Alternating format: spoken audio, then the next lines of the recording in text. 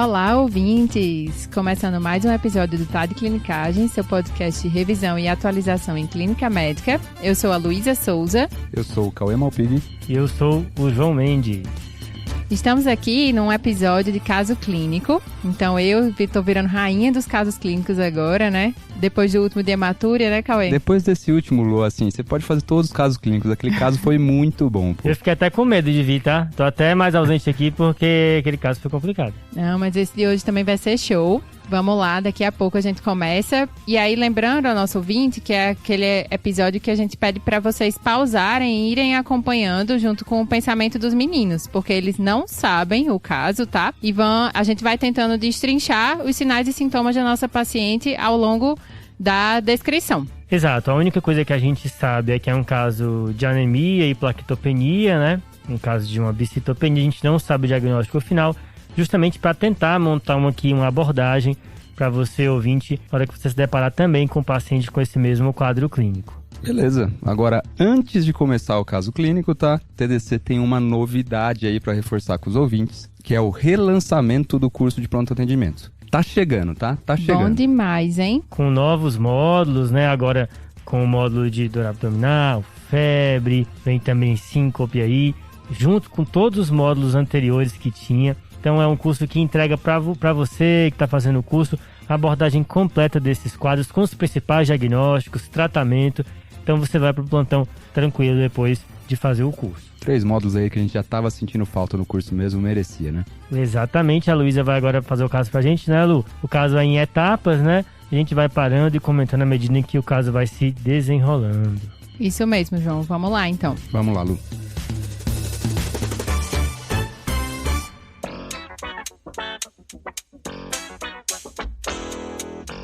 Nós temos uma paciente do sexo feminino, de 45 anos, natural de Pernambuco e residente aqui em São Paulo há mais de 10 anos. Ela trabalha como camareira, é casada e tem uma filha. De queixa principal, ela traz pra gente uma queixa de adinamia há 6 meses. Abordando um pouco mais essa queixa, ela fala que vem com um quadro de adinamia progressiva há 6 meses, associado a uma perda ponderal não intencional de 7 quilos nesse período e uma dor lombar de padrão mecânico, ou seja, que piorava com a movimentação e com o esforço. Devido a essa dor, ela fez uso frequente de anti-inflamatórios não esteroidais e de pirona. Há 2 dias da vinda dela ao pronto-socorro, ela iniciou um quadro de febre não aferida e uma dor abdominal intensa, 8 em 10 na escala analógica da dor, em andar superior do abdômen, em faixa, com irradiação para o dorso, associado a uma hiporexia intensa, náuseas e vômitos. Ela fez uso de omeprazol e buscopan em casa, mas não melhorou da dor. E aí, por isso, ela procurou o nosso pronto-socorro. Tá, então tem um quadro mais crônico, né, e arrastado, e um componente mais agudo dessa semana, né? Exatamente, que foi o que fez ela realmente procurar o pronto-socorro, esse quadro de 2 dias mais agudo. Tá. Dos antecedentes, ela era uma paciente hipertensa, desde os 38 anos, com mau controle pressórico, tinha uma pressão entre 160 e 170 milímetros de mercúrio sistólica, uma obesidade grau 1 e tinha realizado uma colestectomia por videolaparoscopia em 2018. De medicações de uso contínuo, ela fazia uso de captopril, 25mg 12 em 12, e hidroclorotiazida, 25mg ao dia. De hábitos de vida, ela é tabagista, uma carga tabágica de 10 anos maço, e negoetilismo, também é sedentário. De antecedentes familiares, a mãe é hipertensa e diabética, ela não tem contato com o pai, e a filha é ISDA. Um exame físico agora, né? Exatamente. Na admissão, ela estava em regular estado geral, descorada 2 cruzes, desidratada 1 cruz, acianótica e anictérica. Exame neurológico sem alterações. Exame cardiovascular com a pressão de 160 por 100, frequência cardíaca de 102, em ritmo cardíaco regular, 2 tempos, sem sopro. Na escuta pulmonar, não tinha alteração, uma frequência respiratória de 18, saturando 97% em ar ambiente. O abdômen é semigloboso, flácido, mas doloroso em abdômen superior, com um dB duvidoso. E nas extremidades, tinha um edema de membros inferiores, 1 cruz em 4, com os pulsos presentes e bem perfundida. E aí, essa paciente está no pronto-socorro com vocês? Como que vocês querem fazer uma abordagem desses sinais e sintomas um pouco inespecíficos, mas com um quadro mais agudo de 2 dias? Beleza, Lu. Temos então uma paciente, uma mulher de 45 anos, que vive com um quadro progressivo de adinamia, né? E de uma forma aguda, com uma dor abdominal epigástrica, parece, né? Com algumas irradiações. Acho que assim, Lu, só pra gente tentar organizar um pouquinho pros ouvintes também, que dá pra gente conversar sobre o que aconteceu antes e tentar até, às vezes, correlacionar com o que tá acontecendo mais agudamente, que é a dor abdominal, apesar das duas coisas poderem não ter relação uma com a outra, né? Justo. Porque é bem marcado no caso dela, né? Tem duas queixas que são de meses, no caso, a adinamia e a dor lombar, e tem queixas que são de dias, né? Que no caso é a dor no abdômen superior, essa sensação de febre e essa dor que irradia para o dorso, né? Isso, então, da adinamia, né, é uma queixa realmente difícil da gente pegar, principalmente no pronto-socorro, no pronto-atendimento, né, porque, na verdade, essa queixa pode não ser necessariamente adinamia, ela se confunde com algumas outras queixas, como dispneia, e isso a gente precisa esmiuçar um pouquinho na anamnese com o paciente. Às vezes ele queixa desse cansaço, mas é porque ele está se adaptando e nunca chegou a sentir dispneia, né? Uhum. E quando a gente pensa meio que nessas duas coisas, esse cansaço, essa adinamia, às vezes até dispneia, se a gente conseguir esmiuçar um pouco, a gente pensa basicamente em três setores principais, vamos dizer assim, né? Que é coração, pulmão e hemoglobina, né? E hemácias, quando a gente tem uma anemia aí junto. E aí, acho que dessa parte, na minha investigação ali, em um pronto-atendimento no pronto-socorro, eu já ia direcionando algumas perguntas a mais justamente para pensar nesses três setores. Então, no coração aí, perguntando já, tentando esmiuçar se esse cansaço era uma dispneia ou não, mas também perguntando se tinha ortopneia, dispneia paroxística noturna, tem esse edema de membros inferiores que já incomoda um pouquinho para causas cardíacas, e fica um pouco fraco porque você me falou já que na ausculta pulmonar dela a gente não tem muitas alterações. Eu esperava aí, pelo menos, auscultar umas crepitações, pensando em congestão, né? Da parte pulmonar, ela não trouxe nenhuma outra queixa associada a essa adinamia, não tem, apesar de ter febre agora de uma forma aguda, não tem tosse, não tem expectoração, na ausculta pulmonar também não tem nenhuma alteração, não tem sibilância, e ela tem um tabagismo, né? Mas uma paciente de 45 anos, com uma carga tabágica baixa, acho que a gente não estaria pensando no DPOC, a não ser que tivesse muitos sintomas e sinais aí pra gente pensar. E aí, por último, fica a anemia, né? Uma paciente que já tá com um quadro gradual aí há 6 meses, e tem essa pele mais escorada, a gente tem que pensar, né? Esse quadro de adinamia não pode ser uma anemia em progressão, né? Tem uma perda ponderal junto, tem uma dor lombar, normalmente leva a gente a crer até em uma neoplasia, né? Mas fica aí pra gente pensar depois.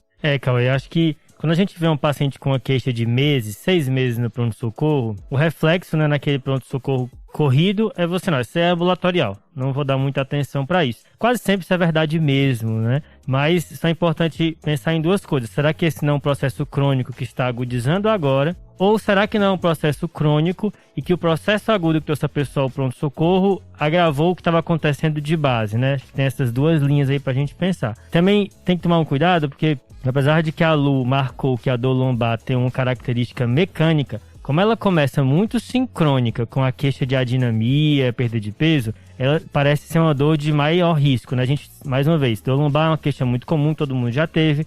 Um componente mecânico, crônico, a princípio é uma dor, né, não específica, a gente maneja sindromicamente com sintomáticos. Mas como ela vem muito junto com a queixa de adinamia e esse processo crônico, ela merece investigação também, tá? Lembrar que você avalia não só a característica da dor, mas o risco geral do paciente dentro de um contexto. E uma terceira coisa também é que você falou de anemia, né? E caso de anemia numa paciente mulher, é igual a perguntar sobre a história ginecológica, né? A gente ela ainda menstrua, já fez alguma esterectomia, como é que é essa parte aí? Sim, João, ela ainda menstrua, são ciclos regulares com fluxo habitual e a data da última menstruação foi há 15 dias. Então ela não tem alteração dessa parte menstrual. Tá, então beleza. A princípio a chance é menor de ser algo nesse sentido, mas sempre é importante ir atrás. Trazendo agora para a queixa aguda, né? A gente tem 2 dias de dor no abdômen superior, uma sensação febril, essa dor irradiando para o dorso. A abordagem da dor no epigastro, no abdômen superior, acho que é anatômica, né? Você tem que pensar aí qual órgão é culpado por essa dor.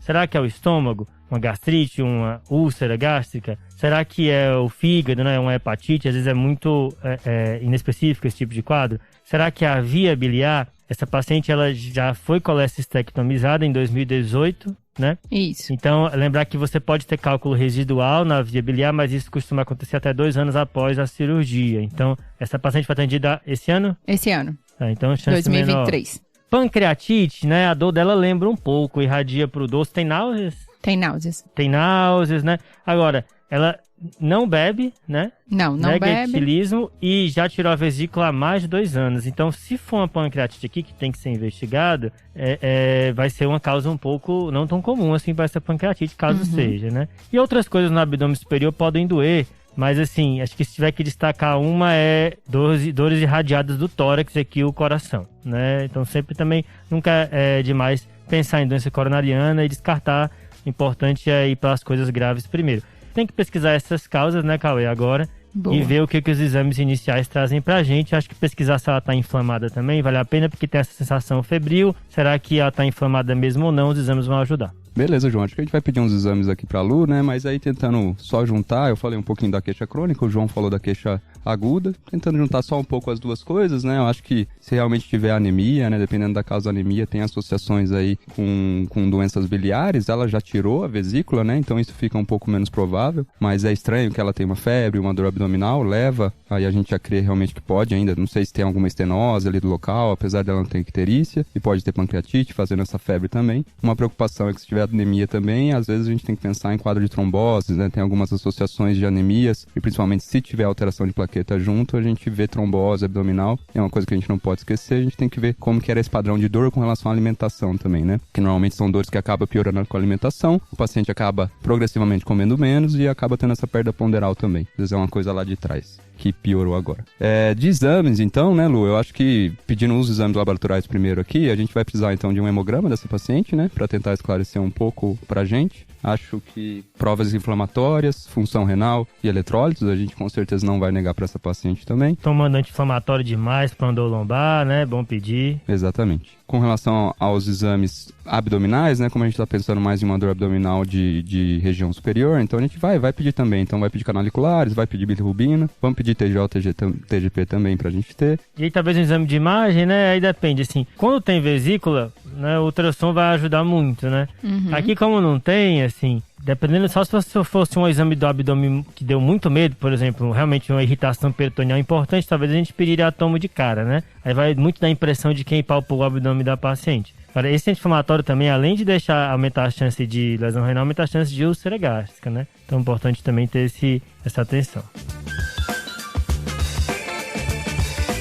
Boa, meninas. Excelente. Acho que, assim, esse caso ele já é um pouco mais complicado, porque, como vocês falaram, a gente tem uma queixa crônica e algo mais agudo. E no pronto-socorro, claro, a gente vai se preocupar mais com esse quadro agudo da paciente. E, pelo que o Cauê falou, em relação à dinamia, abordando um pouco mais da história clínica da paciente, realmente não parecia ter queixas cardiovasculares outras, para pensar no IC descompensada, tá? Nem um quadro pulmonar alterado. Em relação à dor abdominal, que o João perguntou, tinha náuseas e vômitos associados e também hiporexia, mas de uma forma mais aguda, certo? Só que essa perda ponderal da paciente, ela já vinha nesse período de uma forma não intencional. E aí agora, trazendo os exames, né? Então, um hemograma, como diz o João, que não faz mal a ninguém. Nem um copo d'água, nem um beta-HCG, nem sorologia. Boa. A gente tem uma hemoglobina de 6,6, leucócitos de 8.500, plaquetas de 32.000. Perdeu, né?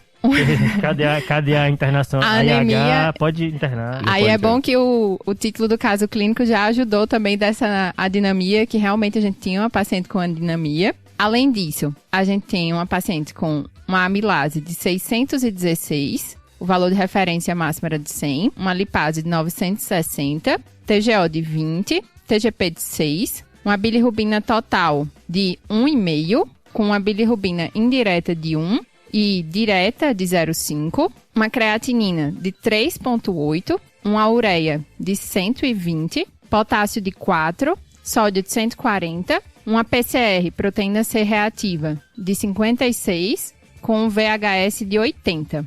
Junto dessa disfunção renal, então, uma gasometria venosa com pH de 7,2, um bicarbonato de 16 e, complementando a parte abdominal, uma fosfatase alcalina de 45 com a gama-GT de 62, normais. Certo, Lu. Aí a gente já tem nossa anemia aqui, né, que é o foco, um dos focos aí do caso clínico, né? Só dá pra gente também a morfologia dessas hemácias. Na morfologia, o único que estava alterado era o RDW de 28, tínhamos um VCM de 90, um HCM de 31 e um CHCM de 34 normais. Beleza, só o RDW aí. Talvez esse VCM seja normal, mas hemácias muito distintas, né? Às vezes pequena, outra maior, e aí pode resultar no RDW alterado, mostrando essa variação com VCM normal. É aqui assim, né? Se alguém esperava dar alta para essa paciente, pode tirar o cavalinho da chuva, né? Ficha de internação. Se começa que a paciente tem uma disfunção orgânica grave, né? Tem uma lesão renal aguda Cadigo 3, com acidose. A gente precisa estudar um pouquinho essa acidose com os eletrólitos, mas já dá pra gente internar só com isso. Mas além dessa disfunção, ela tem uma pancreatite, né? Tem a dor abdominal e as enzimas pancreáticas mais do que 3 vezes o limite superior. E tem uma anemia e uma plaquetopenia importantes. Acho que o que chama a atenção são essas 3 coisas aí dos exames complementares, né? O hemograma, a amilase lipase e a lesão renal. E aqui não é internar em enfermaria, né, pessoal? Aqui precisa ir para UTI, são quadros potencialmente graves. Até ficar tudo dominado, precisa ir para UTI. Boa.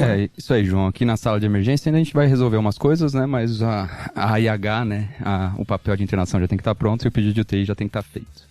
Mas para começar aqui a discussão, né, tem coisas que preocupam a gente em sala de emergência que é bom a gente já ir esclarecendo. A primeira coisa que a gente vai falar é dessa bicitopenia dela, né? Então ela tem uma anemia junto com plaquetopenia, não tem muitas alterações morfológicas, exceto, como o João falou, esse RDW mais alto, né? Pode ter várias alterações juntos e por isso que tem essa alteração na formação das hemácias, né, no formato das hemácias. Mas na sala de emergência, o que a gente não pode deixar passar, que pode matar o paciente mais de cara com uma bicitopenia, é principalmente leucemias agudas e microangiopatias trombóticas, tá? Aqui pode ser microangiopatias trombóticas primárias ou secundárias, tem algumas causas secundárias que a gente tem que ir atrás também, como infecção, inflamação, ela tem a pancreatite, né, e por aí vai. Então a gente não pode deixar passar essas 2 coisas, principalmente em sala de emergência. E como que a gente faz isso, né? Como que a gente faz para não deixar passar? Primeiro, a gente precisa de um esclarecimento um pouquinho melhor do que é essa bicitopenia, né? A gente precisa saber realmente se tem hemólise aí na jogada, então a gente vai pedir os exames aí para Lu. De DHL, a gente já tem a bilirrubina indireta, mas também precisamos ter uma aptoglobina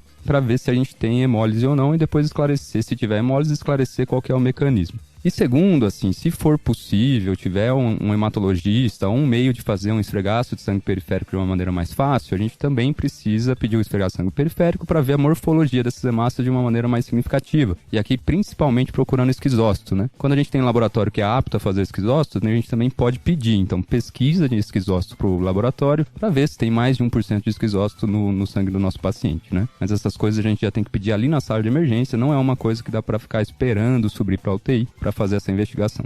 E além disso, esfregar de sangue periférico, se tiver algum blasto ou alguma célula realmente anormal assim que preocupa, a gente vai conseguir ver também, né? Às vezes não pinta aí células anormais no hemograma, mas pode ser que tenha no esfregar de sangue periférico analisado no microscópio, né? Isso, Cauê. E a avaliação do esfregaço de sangue periférico, né, ver o jeitão da hemácia, além de mostrar esquizócito ou blasto, pode dar outras dicas, né? Por exemplo, a ocorrência de esferócito, né, que não é patognomônico de esferocitose, né? A gente tem muitas vezes esferócito na anemia hemolítica autoimune, ou até a presença de agregados, né, de hemácias, né, que pode acontecer quando tem anticorpos ao frio, né, também pode acontecer nesse cenário, ou, por exemplo, até um rolô em contexto de gamaglobulinemia. Mas a gente tem que destacar aqui que a ocorrência de anemia, plaquetopenia e esquizócitos em mais de 1% é uma urgência hematológica, né? Porque aqui eu estou pensando nas microangiopatias trombóticas, né? E aqui a gente tem que correr com o tratamento porque é muito grave, né? Doenças dessa categoria, pessoal, exemplos são a púrpura trombocitopênica trombótica, a síndrome hemolítica urêmica e tem outras. Mas a púrpura trombocitopênica trombótica, especificamente, ela tem que ser pesquisada porque tem tratamento e a doença é mortal. E aqui o exame não sai logo, então a gente usa um score, o Plasmic, para avaliar a chance da pessoa ter essa doença e caso venha alta, a gente já faz tratamento preemptivo, tratamento antecipado, antes mesmo dos exames saírem, né? O Plasmic não precisa decorar, você bota na internet PLASMIC e faz o cálculo, né? Dela deu quanto, Lu? Então, João, a gente teve um Plasmic Score de 3, com baixa probabilidade para PTT, para púrpura trombocitopênica trombótica, né? E aí eu vou trazer para vocês os exames agora, complementando essa parte da anemia. Acho que vale a pena também colocar um cálcio e um triglicerídeo, já que a paciente não bebe, né? Já tirou a vesícula, tem uma pancreatite, só para ver outras causas de pancreatite aí. Boa, boa. Então, assim, nossa paciente veio com reticulócitos de 3,5%, bem aumentado, um perfil de ferro com a ferritina de 3.200, um ferro sérico de 217, com índice de saturação de 35%, um DHL de 1.076, com uma aptoglobina bem consumida, com valor menor que 7, menor valor de referência, E no esfregaço de sangue periférico, veio com um esquizostos positivo de 6,8%. Coagulograma, dedímero e fibrinogênio normais. Partindo já para a parte da investigação da pancreatite, ela tinha um calciônico de 1 e uma albumina de 2,8, um triglicerídeo de 224. Complementando um pouco a questão da acidose metabólica que você falou, a gente tinha uma paciente com anion gap aumentado de 14 e um lactato de 20. Então, a gente terminou atribuindo mais a essa disfunção renal mesmo, a acidose dela. Como você tinha falado antes, ela era colecistectomizada, então a gente partiu logo para um atomo de abdômen, inicialmente sem contraste, diante da disfunção renal mais aguda, que apresentou um discreto aumento volumétrico do pâncreas, com contornos mal definidos e densidade heterogênea, sugerindo sinais de pancreatite aguda. Então, confirmou também esse diagnóstico de pancreatite. É uma paciente que a gente fecha, então, 2 diagnósticos, uma microangiopatia trombótica e uma pancreatite aguda.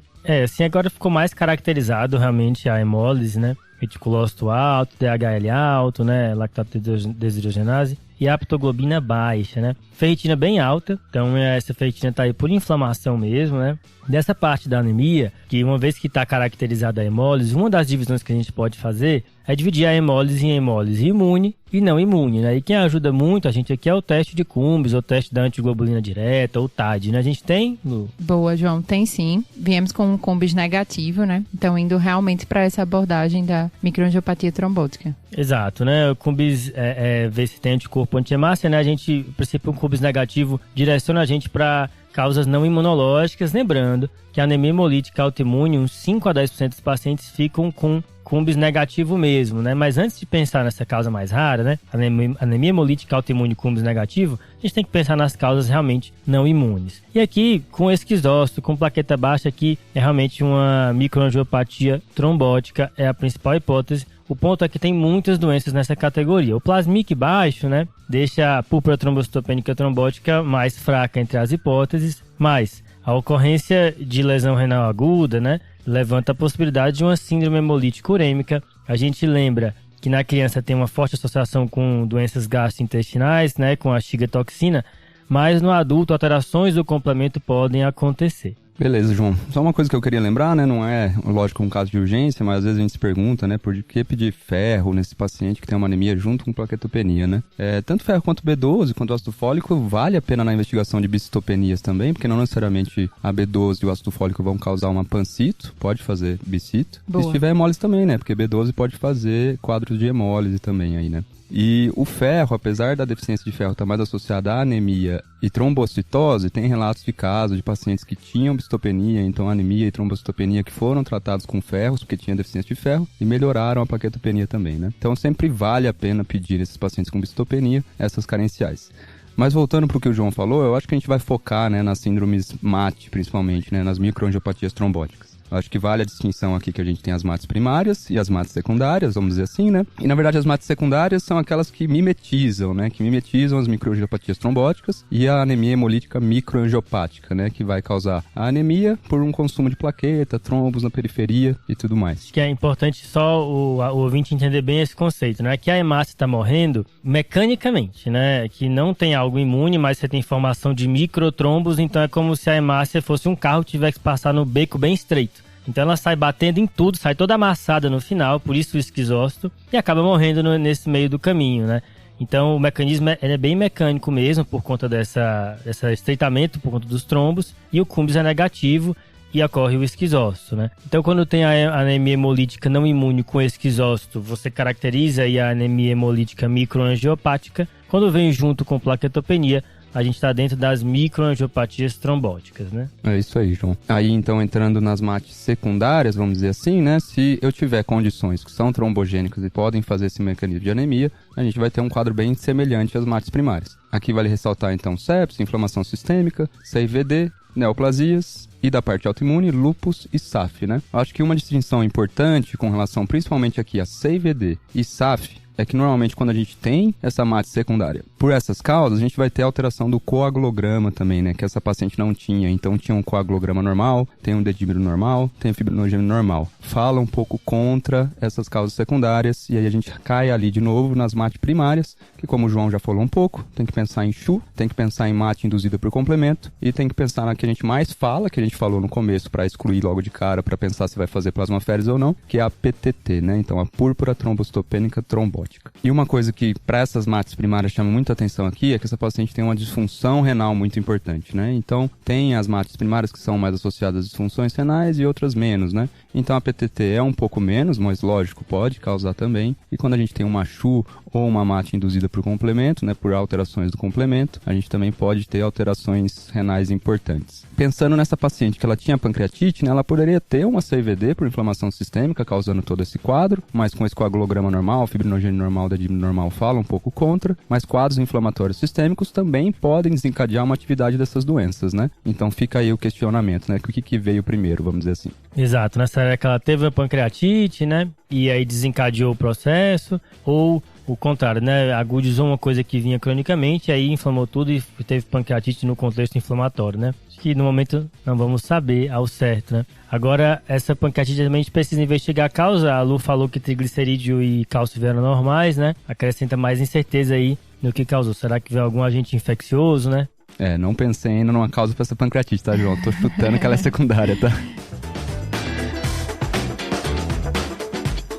Boa, meninas. Acho que assim, é bem paciente que a gente fica com muitas dúvidas na prática e nessa investigação do secundarismo, é importante ressaltar que num contexto de microangiopatia trombótica, eu vou tentar dosar o Adams 13, que é o que está reduzido na púrpura trombocitopênica trombótica, mesmo com o plasmic score mais baixo, pela gravidade desse quadro, tá? Então, assim, a gente fez o plasmic, estava negativo, mas mesmo assim a gente dosou o Adams 13, que estava de 47%, normal, excluindo realmente uma PTT. De secundarismo, como os meninos falaram, da parte reumatológica, né? A gente tenta sempre pedir o FAM, porque o lúpus é um grande mimetizador da prática clínica, que veio negativo com anti-DNA, anti-RNP, anti-ENA, todos negativos. O complemento sérico, foi feita a dosagem de C3, com valor normal de 101, e C4 de 30, também com valor normal. As sorologias estão importantes, né, João? E aí? Todas negativas, e era uma paciente não vacinada para hepatite B. Diante da gravidade dessa paciente, de um contexto de SIRS, né, a gente coletou hemoculturas também, periféricas, que vieram negativas. Então, mesmo com essa investigação de secundarismo, estamos ainda sem saber quem veio primeiro, se foi a pancreatite ou a MAT, ou uma coisa está causando a outra, ficamos nesse looping aí. Uhum. E em relação à pancreatite, foi feita também uma ressonância de abdômen superior, tentando ver alguma outra etiologia, que não evidenciou a etiologia, mas sim a pancreatite complicada com necrose. Então, realmente foi excelente a gente ter mandado essa paciente para UTI. Agora, Lu, respeitando a sua procedência, né? Tem urina 1 dessa paciente, é uma lesão renal grave, né? Boa, a gente ignorou João. até agora, né? Não, ignoraram minha albumina mais baixa também. É que tudo bem, porque é uma paciente com muitos sinais e sintomas, né, gente? Então, é isso. A gente tem que ir por partes, mas tentando sanar todos os problemas da paciente. Lembrando que a urina 1 que pode ajudar, né? Além da própria lesão renal, mas quando você tem hemoglobinúria, né? Quando você tem cruzes positivas no dipstick, na fita, mas não tem hematúria na análise microscópica, isso sugere uma hemólise intravascular, né? Boa, João. E aí, na urina 1, a gente tinha uma proteinúria de 1,5 gramas por litro, hemácia 7.040, leucócitos 64.600, com hemoglobina 3 cruzes e nitrito negativo. A gente coletou uma urina de 24 horas para ver a proteinúria de 24 horas, mas essa paciente, ela evoluiu com a oligoanúrica e foi uma diurese apenas 230 ml, então veio uma proteinúria de 0,23 gramas. E ela evoluiu com uma disfunção renal grave, inclusive precisando de hemodiálise, tá? Ao longo da internação, a plaqueta dela melhorou, foi para acima de 100 mil e nós conseguimos realizar uma biópsia renal que confirmou toda essa nossa hipótese de microangiopatia trombótica, porque nela veio uma retração glomerular isquêmica com hipercelularidade endocapilar discreta, que são sinais sugestivos de uma microangiopatia trombótica. Então, aqui a gente conseguiu fechar mesmo esse diagnóstico, porque também é importante ter a lesão tecidual, tá? Beleza, Lu.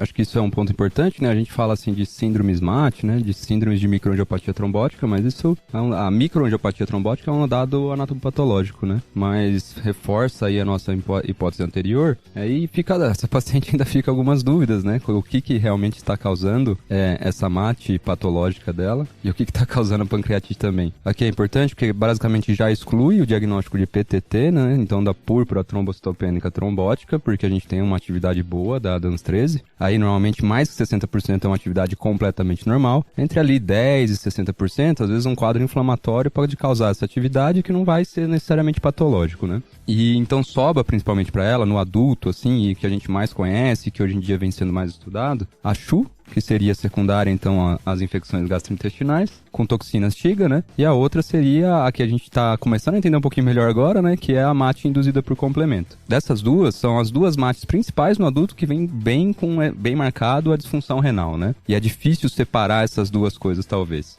Uma coisa que é importante dizer, né? Lembrar que pode ajudar, mas assim, não é uma coisa que vai excluir uma ou outra, é o antecedente precoce nas últimas 2 semanas, 3 semanas, de um sintoma, de um quadro gastrointestinal, pensando numa infecção com toxina Shiga, mas que às vezes o paciente com a MAT induzida por complemento também pode ter sintomas gastrointestinais, só que mais perto da abertura do quadro, da procura do pronto-socorro. E aí a gente tem que ter a pesquisa, necessariamente, da toxina Shiga nas fezes do paciente, que se vier positiva ajuda no diagnóstico, mas também se vier negativa não exclui o diagnóstico de CHU e ainda gera essa dúvida entre essas duas entidades, né? Boa, Cauê.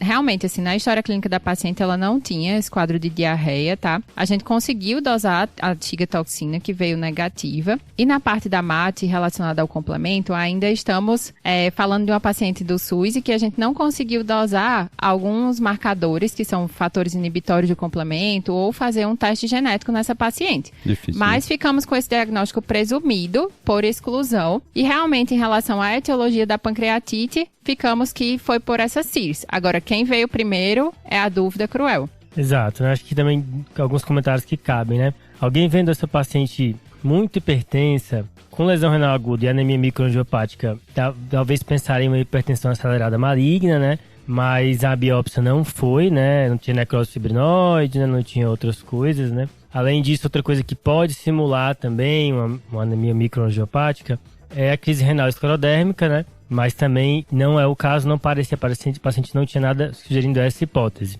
Essa pancreatite precisa ir atrás mesmo, né? Às vezes a gente tem microcálculos, né? Às vezes um ultrassom endoscópico. Não vai mudar muito agudamente, acho que o tratamento é de suporte agora, mas ainda é interessante investigar até para evitar novos quadros, né? Em relação à manejo da lesão renal aí, sim, o principal também vai ser suporte e diálise, né? Isso, João. E aí, assim, essa paciente, a gente chegou a fazer fundo de olho, que veio normal, tá? Em relação ao suporte dela, foi feito todo o tratamento clínico para pancreatite, aí a gente também tem um tópico do guia do Cauê excelente para vocês checarem. Muito bom. E ela recuperou função progressivamente com o tratamento de suporte, foi de alta sem realizar hemodiálise mais, com recuperação progressiva da função renal. Realmente, a etiologia final, ficamos às cegas, mas a gente vai ficar acompanhando essa paciente, até porque é uma paciente de maior risco para ter outros hits imunológicos como esse, né? Acho que a mensagem principal desse caso é: independente de onde você estiver, se aparecer um paciente com anemia e plaquetopenia, o reflexo é procurar esquizócito. E se tiver, você tem que correr com essa paciente, ligar para os seus amigos, ver quem está no hospital de referência mais próximo, porque o quadro é potencialmente grave. Quem já viu, por exemplo, púrpura trombocitopênica trombótica que chega atrasada, que demora tratamento, sabe que o desfecho é negativo na maioria dos casos, né? Com certeza. Isso mesmo, João. Acho que o esquizócito deve chamar muita atenção. Então, até mesmo a gente tem na hematoscopia, quando vem lá na observação esquizócitos positivos, é correr para ir atrás desse diagnóstico. Às vezes só foi erro de preparação da lâmina, né? Mas tem que... Mas ficar alerta. Exato. Ficar alerta. Beleza, Lu. Muito bom o caso, viu? Acho que deu para falar bem um pouquinho aí da investigação mais urgente das bicitopenias, né? Com anemia e plaquetopenia. E entramos em MAT aí, né? Que eu acho que foi uma coisa que a gente nunca falou muito no TDC. Muito bom. Exato. Acho que um tema difícil, mas que diante da gravidade possível, né? Acho que é importante a gente abordar. Com certeza. Vamos pros salves agora, então, gente? Bora!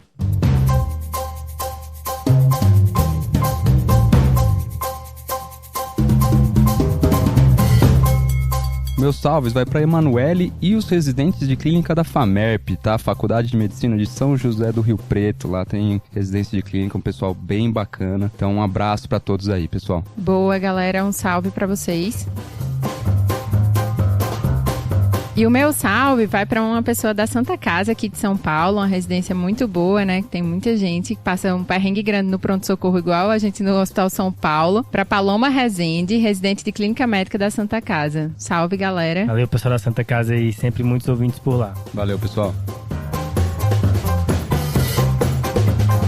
E o seu, João? O meu salve vai para o pessoal da residência de Clínica Médica da Universidade Federal do Piauí, UFPI. Lá, pessoal, também temos muitos ouvintes por lá. Um abraço também para o Guilherme Moura, nosso ouvinte que tá lá também, casando, tá? Casando. Aí sim. Aí sim, felizes para sempre. Um abraço, pessoal aí. Salve, pessoal. Da UFPI, Salve. Residência de Clínica.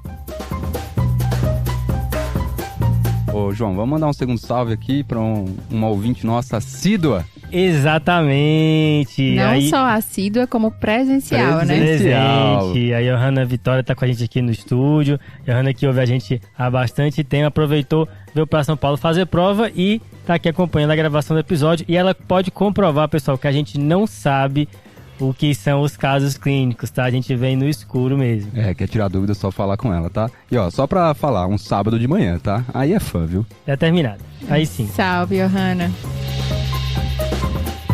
E com isso a gente chega no final desse episódio, né, pessoal? O caso clínico aí de anemia muito bom trazido pela Luísa. Lembrando você, ouvinte, de fazer comentários, críticas, sugestões, seguir a gente nas redes sociais, Instagram, YouTube, Twitter. Nós temos também o nosso serviço de revisão e atualização em clínica médica, que é o Guia. E lembrar que tá vindo aí a nova edição do curso de pronto atendimento, hein? Fica ligado para não perder a data, as promoções aí que vão aparecer. Sempre com novos módulos, né, nos relançamentos, né, João? Dessa vez com 3 novos: síncope, febre e dor abdominal. Para você já chegar no pronto-socorro, além de tudo que já tinha, né, você pode conferir lá, você já chegar no pronto atendimento tranquilo, que se vier uma dessas queixas, você vai saber conduzir bem o seu paciente. Bom demais, hein? E como sempre, gente, não se esqueçam de seguir a gente nas redes sociais e não se esqueçam também do Guia TDC, que é o nosso programa de revisão e atualização em clínica médica. Tá imperdível. Valeu? Valeu. Falou.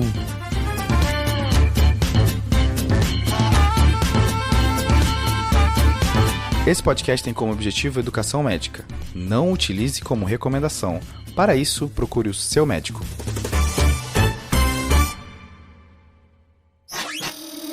Essa é uma produção do Bicho de Goiaba.